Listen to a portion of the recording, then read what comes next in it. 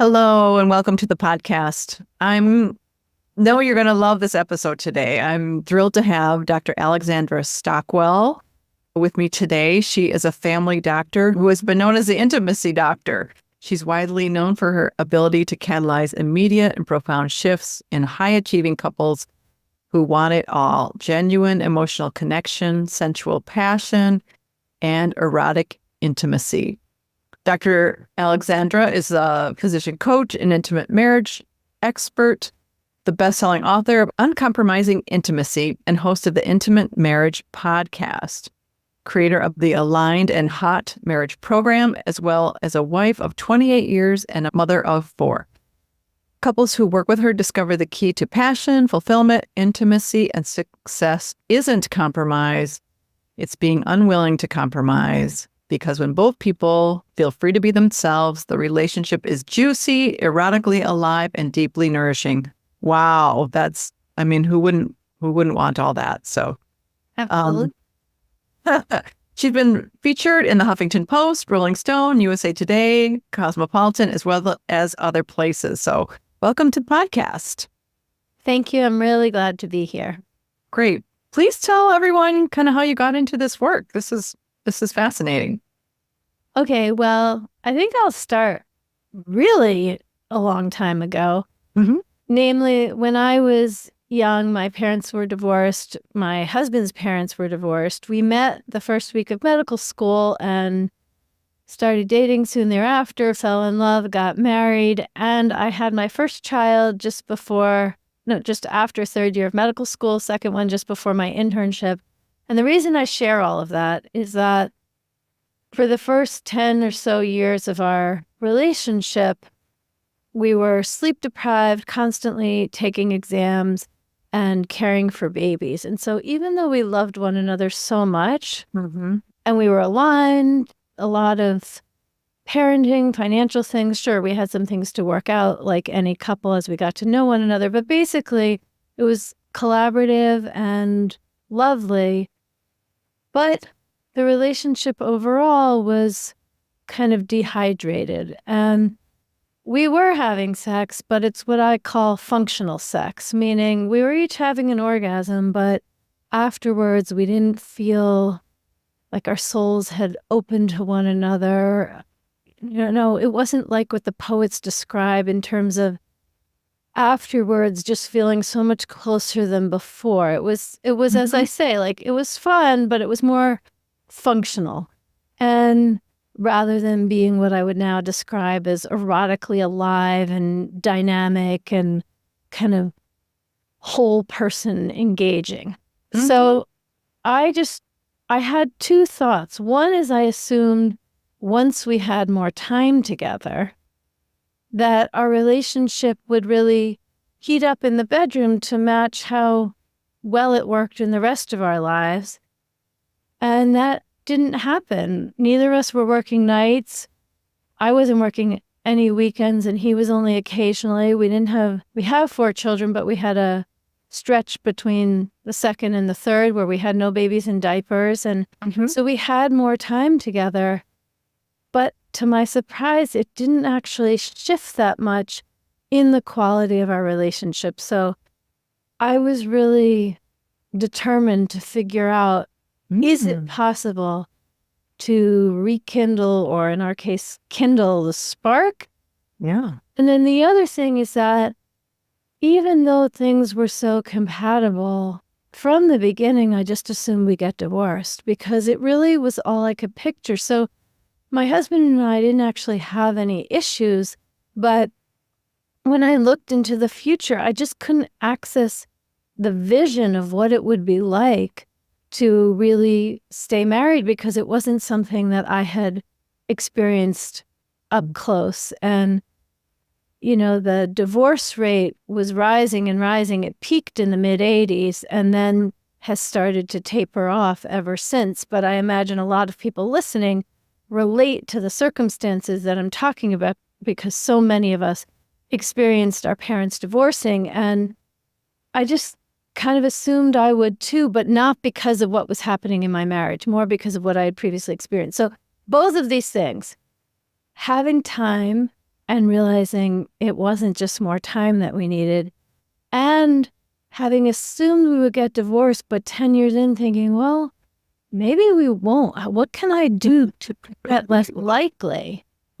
And so I began exploring for my own sake and my marriage, and I did a very in-depth training in sensuality and sexuality and absolutely learned to heat up our relationship. It's now 28 years, and our sex really gets better and better. I feel like we have an extraordinary relationship in a way that I don't hear other people talking about. It's not shown in the movies. It's not water cooler conversation, because Sure.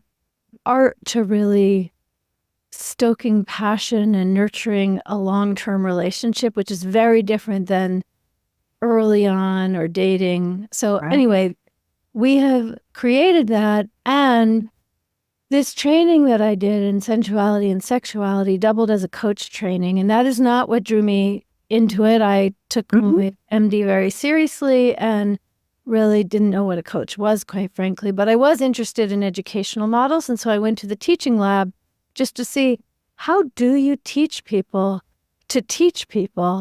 to revive, rehydrate, and up-level their relationship? And I just fell in love with the experience in the teaching lab, and this is what I've been doing ever since. I'm devoted to women and men experiencing more pleasure, more emotional intimacy, more fulfillment, and creating, modeling, and a legacy for the generations that follow to have access to how wonderful it really can be. Wow. That's really beautiful. Oh my goodness, really beautiful. Well, I love that you went to find out for yourself and then were willing to share it with the rest of the world. I mean, It's very funny that you say that, because I used to be so discreet. I wouldn't say shy exactly, although there was some of that, but really discreet. And in fact, I never discussed sex with my own mother until after I'd had 2 children. But I have come to understand how significant the lack of role models is. So I'm not looking for people to specifically emulate my relationship, but I am very generous in describing what an extraordinary, passionate marriage feels like, how fulfilling it is, what it is to create novelty and interest with the same partner decades in, what it is like to have your sex life evolve as the rest of you evolves, because so often we have this kind of, it's understandable, but it's still very bizarre, cultural meme that as we grow, we expect our finances to grow with time. We expect to, whatever size our first home is, whether we start in a studio apartment or a 1-bedroom, we expect to expand into a bigger home where we can build our lives. Of course, then eventually we downsize again. But for a while, it's more, it's better.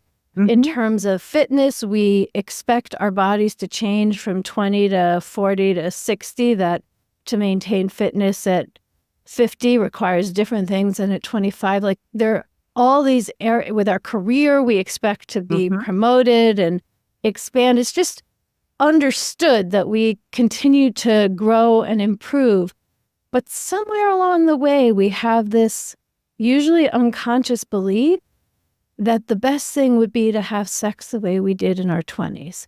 That maybe if it took a little longer to be comfortable with our body and access pleasure, maybe it's our early 30s, but that's the best. And thereafter, we aspire to bring back that sex. Well, let me tell you, at the time of this recording, I will be 56 in a little over a week. And the sex that I have now is far more nourishing than when I was in my 20s. I would not want to go back.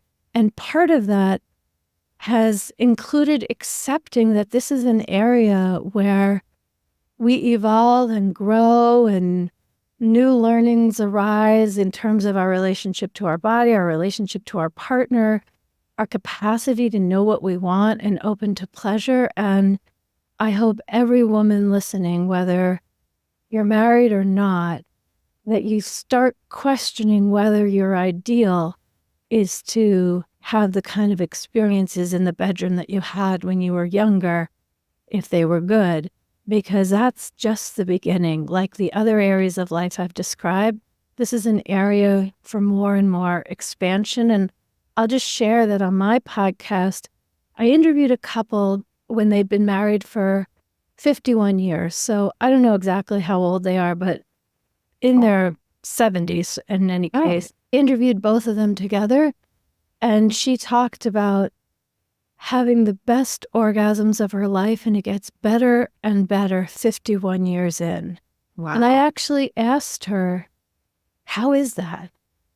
And what she said, I just love her answer, which is why I'm sharing it here. She said, because my capacity for pleasure continues to grow. Wow, that's beautiful. I feel like there's a lot of talk that things just kind of go downhill and then it gets more and more functional as the years go by. I mean, why is it that, as time goes on, a lot of people expect it to be less and that the pleasure is less? I have two answers to this. One, I've already shared in terms, but I just really want to emphasize that if you're looking for things to be the way they were when you were younger, then you're setting yourself up for ongoing disappointment, because our bodies and souls do change and evolve. And so the first thing is really to understand that there are new things to learn in every phase in terms of how we show up with our partner and how we touch and are touched. So that's one thing. And the other thing has to do with compromise, because far and away the most common relationship advice that is given, at least in the Western world, is that you have to compromise. If you want a great marriage, you have to be really good at compromise. Compromise is the name of the game. Yeah. And if what you want is a pleasant, bland companionship, compromise will absolutely deliver that to you. And for many, for various reasons, that is what they aspire to. Yeah. But if what you want is an adventurous, kind of soul-touching, soul-expanding, erotically alive, intimate, passionate marriage, compromise will never get you there. What will get you there is Uncompromising Intimacy. As you said earlier, that's the name of my book. And it's based in how I understand compromise, because when I think of compromise, I think of withholding who you are, what is happening in your internal world, what you desire, even what your challenges are, but like essential parts of who you are that you withhold and don't share them with your partner so that he or she is more comfortable. And when I talk about uncompromising intimacy, I do not mean uncompromising in the sense that you always get your own way, that you're rigid and inflexible. No, it's that you learn to share who you really are, the truth within you, in a way that your partner can receive it and be inspired to share with you as well.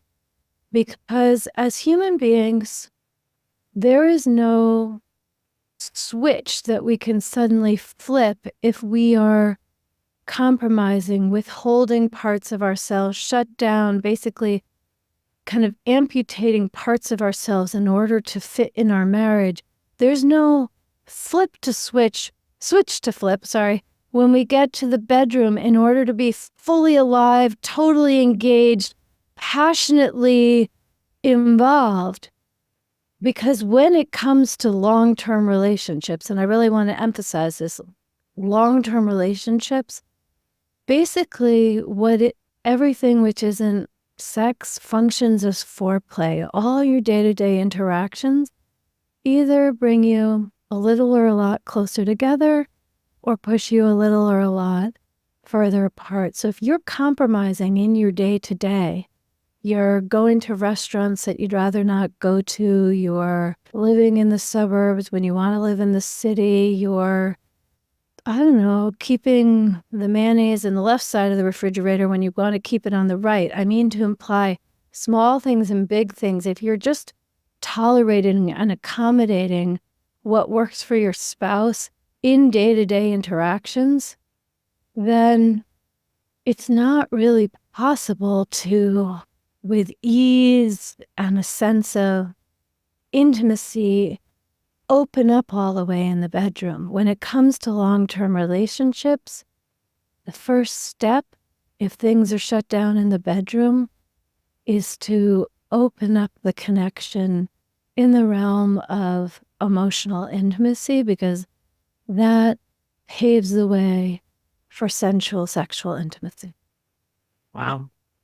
You work with a lot of high achieving couples, and I think there's a piece of like striving and moving up ladders and all this moving and striving and achieving, and sometimes I wonder if that gets in the way. Like, it's hard to be vulnerable sometimes when it's just like, well, I'm doing my next thing, you're doing your next thing.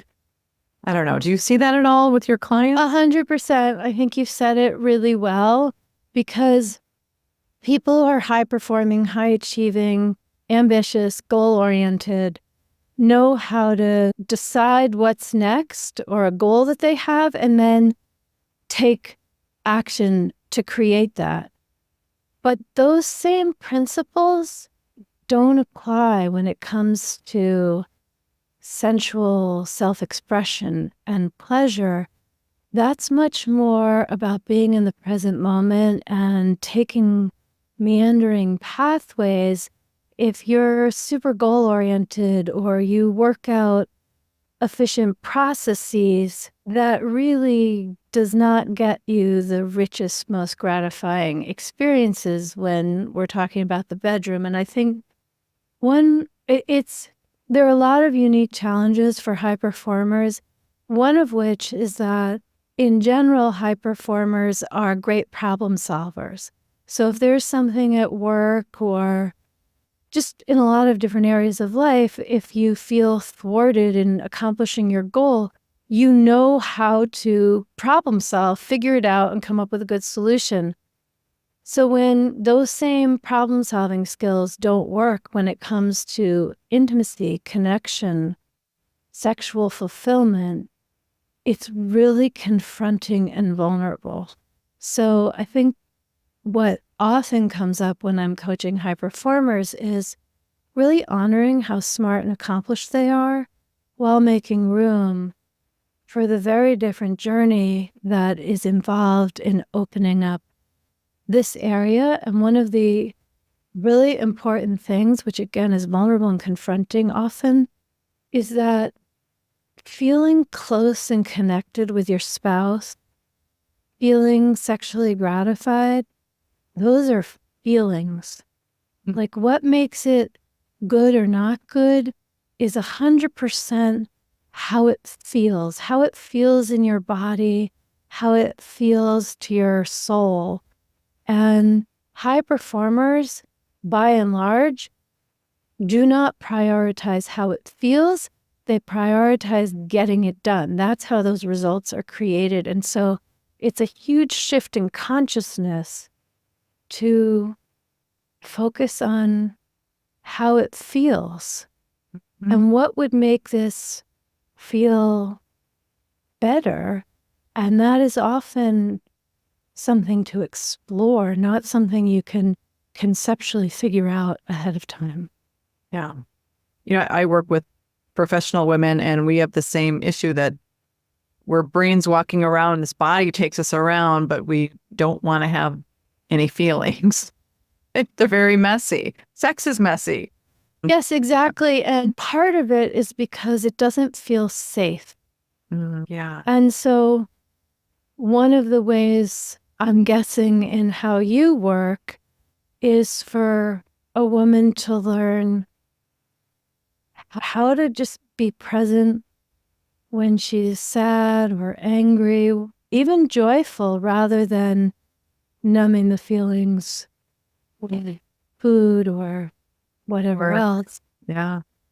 And similarly, there's a way to start gently, like often a way to start in the realm of intimacy and what we're talking about is just to have a different kind of conversation, asking more open-ended questions where you don't know exactly where it's going. It's a little suspended. And when it comes to touch, one of the best ways to take first steps towards paying more attention to feeling is actually with non-sexual physical touch. So for any given couple, the right calibrated move to do this is going to vary. It might just be making a point of embracing for 30 seconds, a full-on beautiful hug, which gets the oxytocin going and has both of you learn to be more present with one another.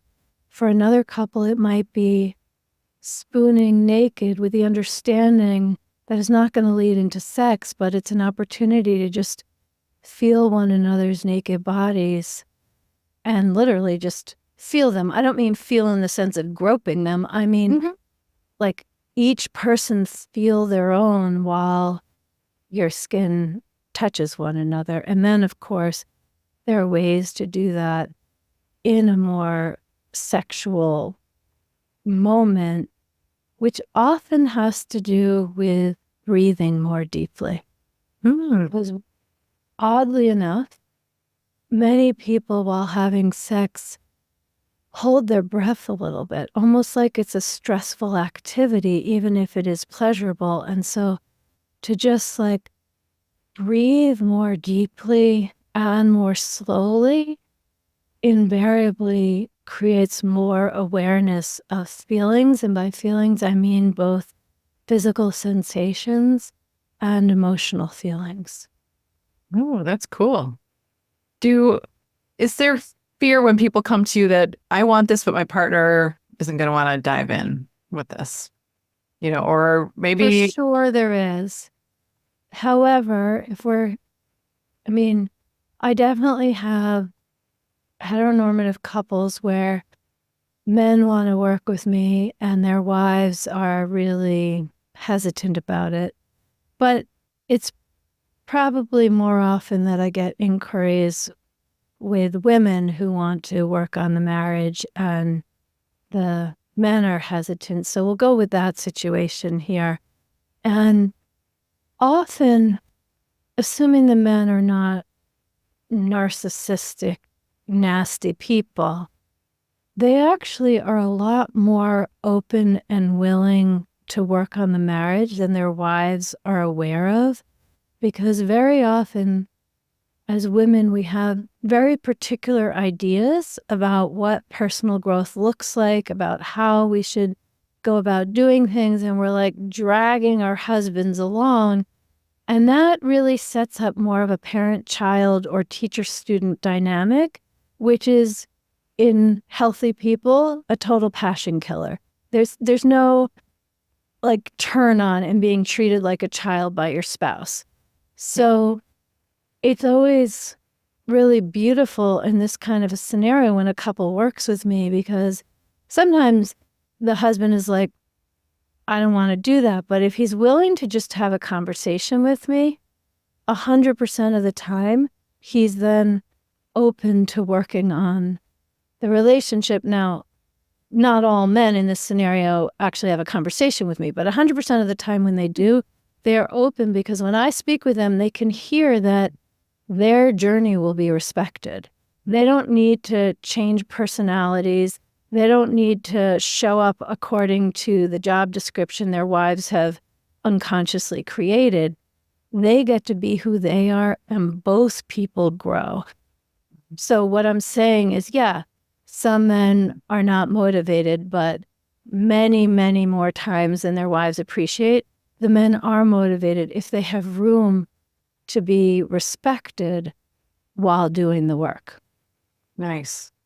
Let's talk about the opposite. What if there are people listening saying, my husband wants to wants to do this sex therapy thing or wants to go on a retreat or whatever. And I'm just like, no, it's fine. It's not great, but it's fine.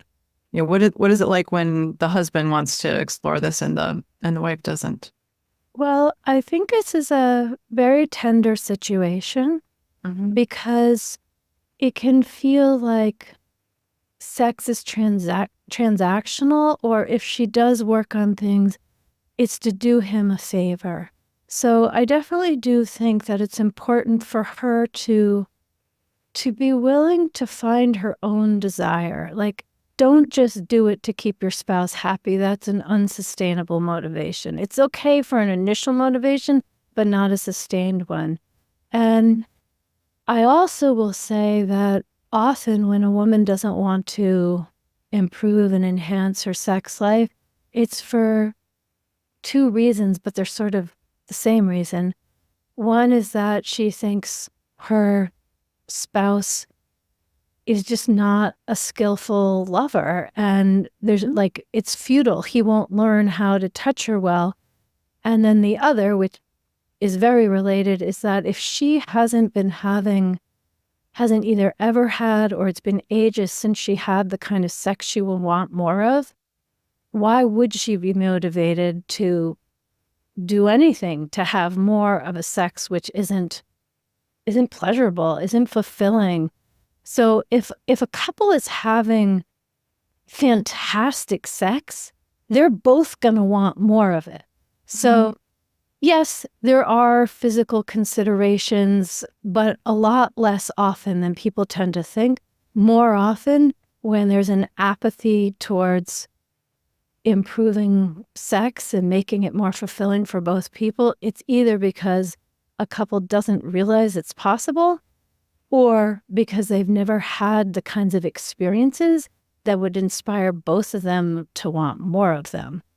So if you're listening and your partner is into it and you want to expand this yourself, I can say with a certainty and conviction that if you coach with me, you will want it too, because we're not talking about having more of a kind of sex which is centered on his pleasure. We're talking about creating erotic experiences that you can't get enough of. Boy, that sounds awesome. So what is a good way to revive the spark between two people? Well, the first move sounds very benign and has nothing to do overtly with what's happening in the bedroom.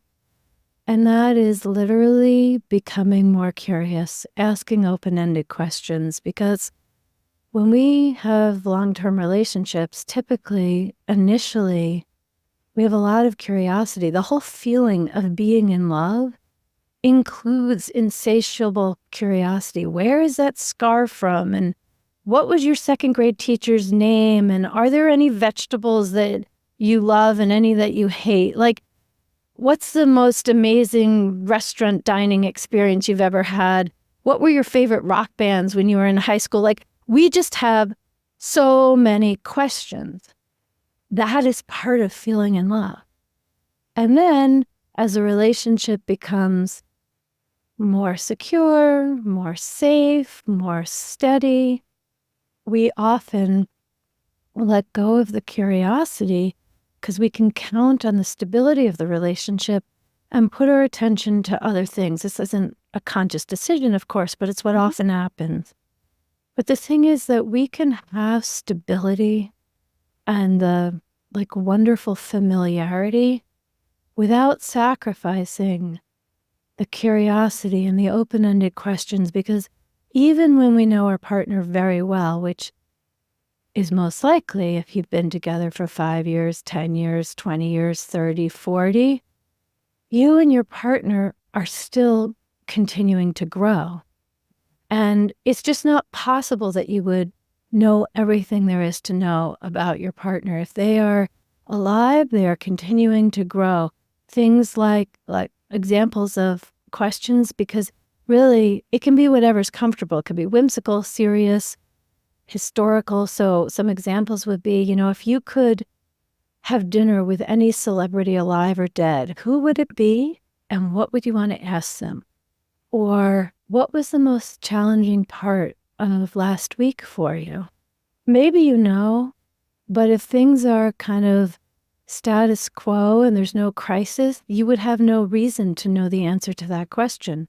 Or maybe you might ask, if you didn't have the profession you have, what would you rather do instead? Any given couple might be discussing these things, but there's so many different questions.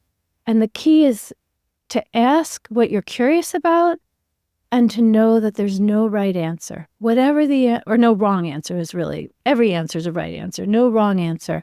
And so you're just inviting more of your spouse into the relationship. And whether they ask you the same questions or not, you can certainly share what your answers are as well. And this is, I once gave a lecture on communication in marriage, and it was at a conference, and there was a woman who'd been married, I think, 32 years, who actually thought her marriage was fine. She hadn't particularly chosen to attend my talk. She was there for the talk afterwards. She just arrived early, and so she attended my talk. And she messaged me the next day, just astonished, because she felt like her marriage was good and strong and happy, but she implemented what I said and asked some open-ended questions that evening. And she said they had the most beautiful exchange and things felt more intimate than they had in 5 years. And they made love with like a new flavor. And that really was just the result of asking open-ended questions with presence and patience. So notice I didn't introduce some new sex moves. I didn't refer to the Kama Sutra. I really referred to cultivating a kind of presence with one another, which then lubricates all the other activities. How about, I want to bring up one thing, the time crunch. I mean, people are, they've got all the activities. If they have kids who are in school, they've got parents that might need help. Their jobs have just gotten more demanding. What do you say about that? Well, I have a bunch of different things to say. One is that we schedule what's important to us. We schedule workouts. Whether or not dinner's in your calendar, you make a point of being prepared and having it. Just what's important to us appears in our calendar. And so if sex and intimacy and passion is important, then put it in the calendar. But what that looks like is not putting in the calendar at 9 p.m. on Thursday that you're going to show up in the bedroom, take your clothes off, and go for it and have an orgasm. No, not at all. What putting it in the calendar means is that you agree not to go on a date where you're going for dinner and a movie, but more of a date in your own bedroom or, anywhere in the house if other people aren't there. And you just are with one another without talking about logistics, kids, parents, pets, work responsibilities, and maybe you put on some music and just dance together.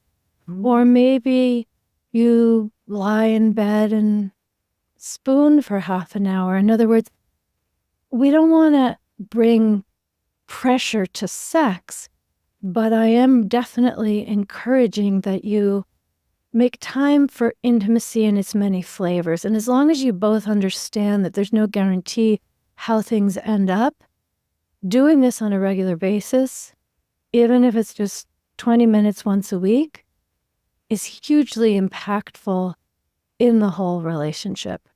The other thing in terms of time crunch is focusing on the transitions, because transitions can be very quick and wasted opportunities most of the time. So let's say I leave for work in the morning before my husband.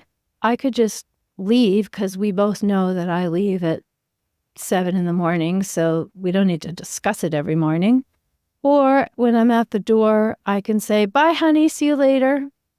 Or I can go give him a peck on the cheek or even the lips, but my mind is already in the car and where I'm headed. Yeah. Or I can take what literally takes 1 or 2 seconds, go and be present with him, have a meaningful kiss, physical contact where we're looking in one another's eyes, we're like present to how it feels, and in a way, time can stand still. Like, I don't mean in some like earth-shattering, amazing, but just that we push everything else aside and actually connect with one another. And if we do that, let's say in the morning, then in the evening, we're reconnecting. We're not finding one another for the first time. And so whether it's getting up in the morning or separating for work or coming back home or after dinner or putting kids to bed, finishing the workday if there are things to do at night,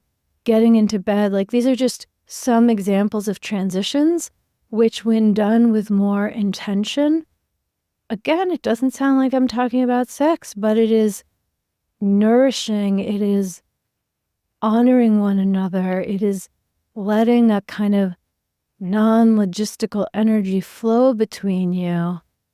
Even if it's not like super sexy, there's a presence, there's a honoring. That is one of the most efficient ways to use very little clock time and create a really beautiful impact in the quality of your connection. Wow, that actually brought tears to my eyes. Woo! I think people listening are thinking, what is my morning like? And so many things we don't do with intention. We just move along, move along, move along. And I love what you said, non-logistical energy between the two of you. That's beautiful at all those transitions. Yeah, and I think building on what you just said, that most areas of our lives, if we don't give enough attention, we get feedback. If we ignore our children or don't tend to their needs, we get feedback. That's true with managing our finances, doing well in our careers, cleaning the house. Like, there is feedback. But when it comes to our relationships, most educated, high-functioning people can put up with a great deal before we experience the feedback. And so it's really not uncommon for couples in their 40s, 50s, 60s, 70s to have everything be fine, and then one is done. Like, I've had enough, and the other person can feel really surprised. Yeah. But it's because it's like the straw that breaks the camel's back. We put up with so much and don't even think of it as problematic, although we could feel a little lonely, a little dissatisfied, but hey, that's how it is when you get older. And then there's that one day when he forgets to get a birthday card or comes late to something and it's just over. But that's because there wasn't any kind of inherent feedback to get our attention, to actually pay attention to what's happening in our marriage, to prioritize it. And so one of the main reasons that I do interviews like this one, which I appreciate you inviting me to do, is I want to call people to pay more attention to the quality of their relationship and give some pretty easy to implement ways of doing that, because the return on a few minutes, a few moments of more intentional transition has such a beautiful ROI. It's really not complicated. Wow. Well, thank you so much for everything you've shared today. I really appreciate you being here with your expertise, and all your caring spirit is obvious. And I appreciate you sharing all this today. Thank you. So how can people find you? I see you on social media, and where are ways that people can work with you, and tell us more. Okay, well, I appreciate the question. A good place to start is my website, alexandrastockwell.com. And from there, you can find a link to my book, Uncompromising Intimacy, my podcast, the Intimate Marriage Podcast, links to all of my social media, as well as my online programs, particularly the Aligned and Hot Marriage program, which is just filled with practical, fun ways to stoke the passion and improve communication. Although I guess if someone is inspired by this conversation, two really easy next steps. One would be start listening to my podcast, the Intimate Marriage Podcast. There's more of this sort of thing every week. And then the other is to either read or listen on Audible to my book, Uncompromising Intimacy, which is just a systematic, entertaining manual for how to heat up your marriage and feel more alive, both in your relationship and in your life in general. Thank you again. I will make sure all of those links are in the show notes for everyone, so you can just go in and click right over. Well, thank you again. I appreciate your being here today and sharing all this. Really my pleasure. Thank you.